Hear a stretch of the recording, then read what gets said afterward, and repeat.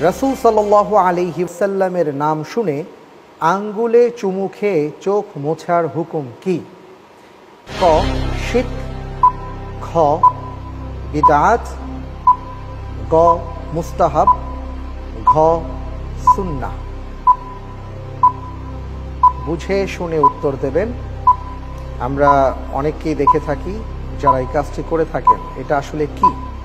সুন্নাহ, মুস্তাহাব, বিদআত না শিরক? আমি বিশেষজ্ঞ প্যানেলের সহযোগিতা চাচ্ছি। বিশেষজ্ঞ প্যানেলের সহায়তা চাচ্ছেন? জি, বিশেষজ্ঞ প্যানেলের সহায়তা দেয়া হোক। ভাই সোহেল রানা আপনাদের সহযোগিতা চেয়েছেন। আসসালামু আলাইকুম রহমতুল্লাহ। যে আমলটি করলে রসুল্লাহ সাল্লাল্লাহু আলাইহি ওয়াসাল্লাম হাউজে কাউসারের সামনে থেকে তাড়িয়ে দিবেন, শুরু বলবেন দূর হও দূর হও, এই আমলটি হচ্ছে সেটি। অনেক ধন্যবাদ। আমরা তার কাছ থেকে একটি হাদিস শুনলাম, যে হাদিসের মধ্যে এসছে, লম্বা একটি হাদিস, যে রাসূল সাল্লাল্লাহু আলাইহি সাল্লামের কাছে কিছু ব্যক্তি আসবেন হাউজে কাউসারের পানি পান করার জন্য, তিনি তাদেরকে দূর করে দেবেন। জি, উত্তরটা হচ্ছে খ বিদআত। বিদআত লক করে দেব ইনশাআল্লাহ।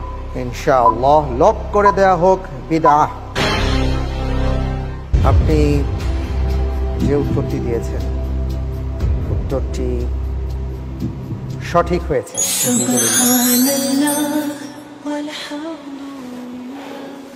রাসূল করিম সাল্লাল্লাহু আলাইহি ওয়াসাল্লাম ইরশাদ করেছেন যে তোমরা কিয়ামতের ময়দানে আমাকে কয়েকটি জায়গায় দেখতে পাবে। একটি হয়তো আমি তোমাদের জন্য রব্বুল আলামিনের কাছে সুপারিশ করছি, অথবা হাউজে কাউসারের পাশে আছি, আমি আমার উম্মতদেরকে পানি পান করাচ্ছি।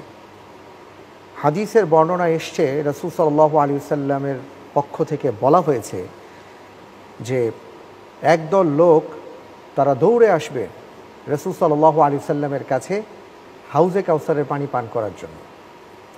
আল্লাহর রসুল বলবেন যে আমি তাদের দেখে চিনতে পারবো যে তারা আমার উম্মাহ।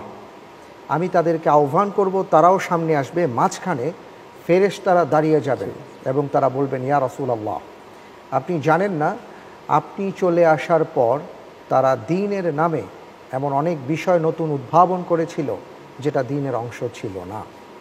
আল্লাহর রসুল তখন বলবেন যে আমার কাছ থেকে তাদেরকে দূরে সরিয়ে দাও। আল্লাহ রব্বুল আলামিন যেন আমাদের সবাইকে হিফাজত করেন, আমিন। এই জাতীয় বিদআতমূলক কর্মকাণ্ড থেকে। আলহামদুলিল্লাহ, খুব চমৎকার হলো।